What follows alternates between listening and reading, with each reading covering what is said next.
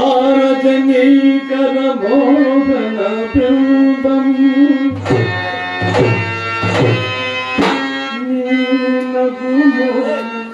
బోలునటే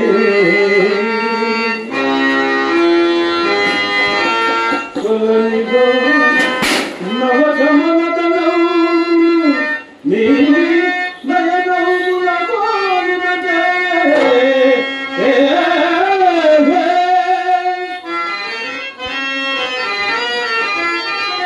ఎచట చూచిన ఎచట కేగిన నీరు మమదే కనిపించినదే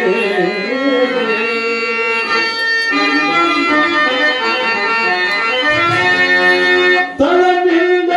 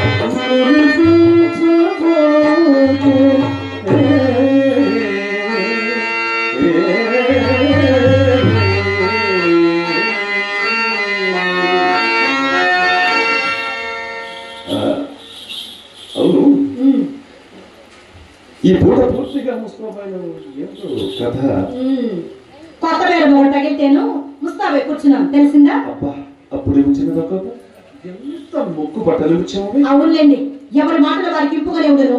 ఈ పూట ఎవరో తప్పక పైకం ఇచ్చదని నమ్మకంగా చెప్పిపోయినారు. కావున ఎటులైనా మా అమ్మవారు కట్టవచ్చును కదా అని మహా సంతోషంతో ముస్తాబై కూర్చున్నందుకు కలిగిన ఫలితమే. అయినా అది ఏ పాపమో గాని మీ మగవారు మా ఆడు అన్న అసలు నమ్మనే నమ్మరు. నేను నమ్మని వాళ్ళు నిరుపడలేదు.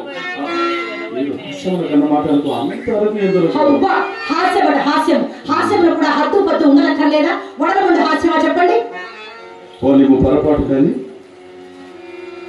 ఆ సుబ్బారావు ఎందుకు వచ్చాడు?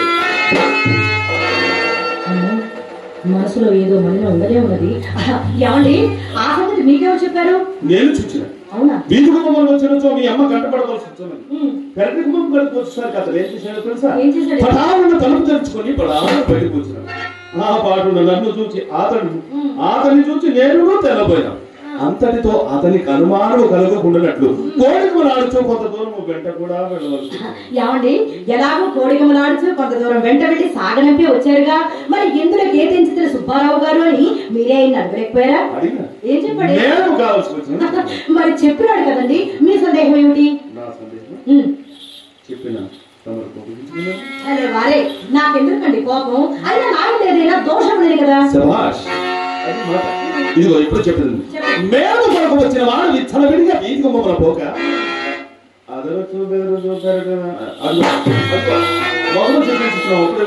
మరి అట్లయినా ఆ సంగతి కూడా ఆయనే నిలబెట్టి మరి మీరే అడగలేకపోయారా? అడిగేవాడి అంతలో ఒక బాల్యమిత్రుడు పడి బహుకాల సమావేశపోన పరమాత్మ ప్రశ్నలు బయటపోయి అందువలన అడుగుడికి అవకాశం. సరే, నేనేం చెప్పేది కానీ సావధాన చిత్తులు ఆలకించాలి మరి, సరేనా? ఏమండి, మా ఇంటికి మేడంలోకి వచ్చిన వారికి మర్యాద చేయడం మా ధర్మం కదా. అందరికీ మా అమ్మ అతని మేడ మీదకి వెంట పెట్టుకుని వచ్చి కుర్చీ వేసి కూర్చుండబెట్టి తాంబూలం అయ్యగా ఆ సుబ్బారావు ఏం చేశాడో తెలుసా? ఏం చేయడం ఏమిటండి, వచ్చిన పనికి ఆస్త విడిచిపెట్టి నాతో ఆర్థిక ప్రసంగాలు మొదలు పెట్టాడండి. ఈ విధంగానే నాకు చిరాకు వచ్చి చప్పున మేడకి పోయి తిని, కానీ ఇంతలో నా మనసు కనిపెట్టిన మా అమ్మ మాత్రం పెరటి చూపుడు కనుక కారణం చేత మన తోటలోకి తీసుకుని వెళ్ళి ఆధారంటే సాగరంపినది. మీరు నమ్ముడు నమ్మక పొండు నడిచిన యథార్థం మాత్రం ఇదే సుమా. నీ మాట నాతో నీ వెళ్ళలేదు, మీ తోడనే కాదు, ఎవ్వరి తోడను నలుసంతబద్ధమైన ఆడను. అసలు చింతామణి ఈ కులంలో పుట్టవలసినది కానే కాదని పిన్నల మొదలు పెద్దల వరకు శ్లాఘించుటకు ఇది ఒక కారణం కూడాను. సందేహమేమి? ఎవరి మాటలో నేను ఎన్ని మాటలు నిన్ను శ్లాఘించలేదు, ఎవరి మాటలో ఏదో నిన్ను ఎన్ని మాటలు శ్లాఘించలేదు.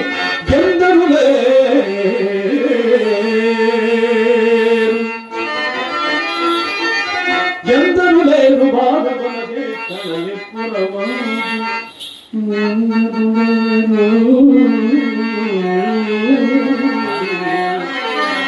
కందన కంతుప మాట విడుల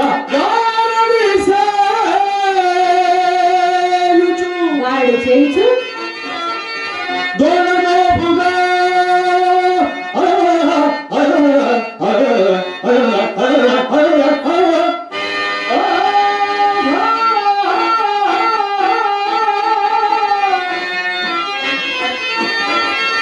దోనగోపుగా పొందను పేరు గుంజుకును వారను ఎందరు ఎందరు ఎందరు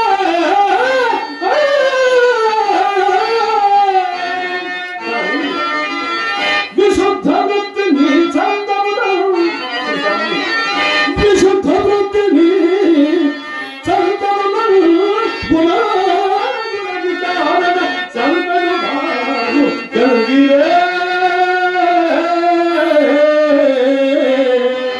అమ్మో